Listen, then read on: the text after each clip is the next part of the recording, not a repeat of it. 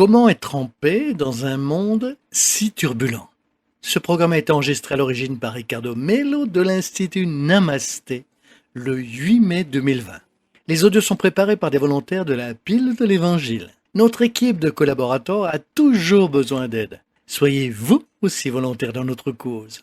Rejoignez notre page sur Facebook, Pilule de l'Évangile.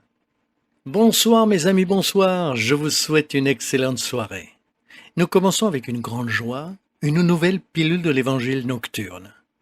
Et encore une fois, nos souhaits de paix, de lumière et de joie à votre cœur pour finir cette semaine, la pilule du soir et notre entretien du bien.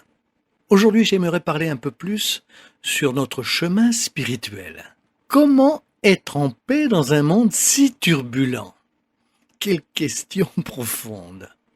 Ce matin, j'ai lu plusieurs messages comme cela dans l'Évangile à la maison. Et nous avons parlé sur la façon de créer des moments de paix. J'ai cité le travail magnifique du moine vietnamien Thi Anh Hang, le maître Thaï, que je respecte et admire profondément.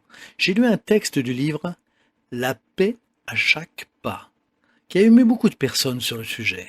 Comment vivre dans le moment présent? Nous avons beaucoup parlé sur les exercices et quelques personnes ont demandé « Ricardo, comment vivre en paix dans ce monde si turbulent ?» J'aimerais parler de cela avec vous ici dans la pilule. Avant, laissez-moi réaliser la promesse que j'ai faite. Parce que j'ai dit que ce soir, je parlerai sur le documentaire de Netflix qui s'appelle « Marcher avec moi ». Ce documentaire montre une retraite spirituelle avec le maître Thaï au village des Pruniers dans le sud de la France, avec de très riches enseignements. Et vous qui êtes à la recherche de cette vibration zen bouddhiste, de vivre le moment présent, s'affranchissant du futur et du passé, vous allez adorer marcher avec moi sur Netflix. J'espère que vous l'aimerez parce que moi j'ai adoré. La promesse est accomplie. Vous ne vivrez en paix que lorsque, malgré le monde turbulent, vous trouverez la paix en vous. C'est bien sûr très difficile de trouver la paix en nous quand le monde est turbulent tout autour de nous. Personne n'a dit que ça serait facile. Bien sûr que si vous vous retirez dans une forêt silencieuse, en écoutant juste le chant des oiseaux, sans se soucier du loyer à payer, sans les problèmes familiaux ou tout autre genre de problème, en thèse, vous direz que c'est plus facile de se retrouver ou d'être heureux. C'est pour cela qu'il y a des retraites spirituelles partout. Nous laissons les soucis du quotidien et passons 2 jours ou une semaine retirés du monde. Ensuite, nous revenons à notre vie, beaucoup plus fort, plus serein, afin de mieux gérer les défis. Toutefois, ce n'est pas comme cela que ça se passe. Nous ne pouvons pas nous retirer, nous connecter ou nous déconnecter d'un problème à l'heure que l'on veut. Je ne veux pas gérer mon mari compliqué et son alcoolisme. Je vais faire une retraite et après je reviens. Non, ça ne se passe pas comme cela. Je ne veux pas gérer mon fils mourant à l'hôpital. J'ai besoin de résoudre un problème, mais je n'y arrive pas. Maintenant, je vais sortir de cette réalité, je vais faire une retraite pour méditer. Non, mes amis, cela ne se passe pas du tout de cette manière.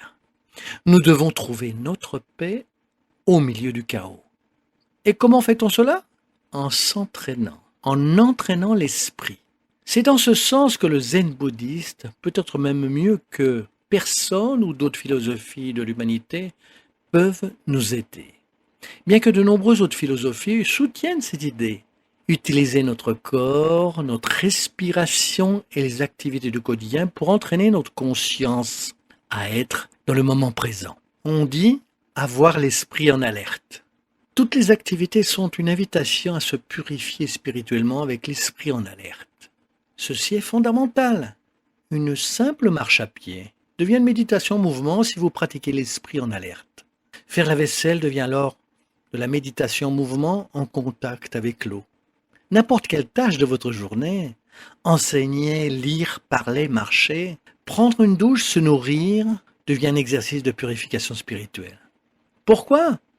Nous avons une tendance à avoir l'esprit soit dans le passé, soit dans le futur.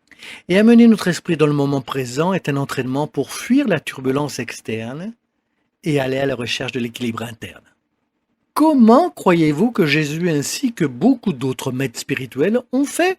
Vous voulez un exemple plus grand de turbulence que celui du Christ à la semaine où il a été crucifié? Il y avait beaucoup de bruit autour de lui, et pourtant le Christ était intérieurement en paix, malgré tout ce qui se passait. Les formules magiques n'existent pas pour nous affranchir de la turbulence externe. C'est un processus, un travail de connaissance de soi que vous pouvez commencer à faire. Chaque fois que vous boirez de l'eau, arrêtez-vous 10 secondes. Inspirez profondément et expirez. Faites attention à votre respiration. Je suis sérieux. Chaque fois que vous faites un encas, avant de commencer à manger, arrêtez-vous 10 secondes. Faites attention à votre respiration. Inspirez et expirez.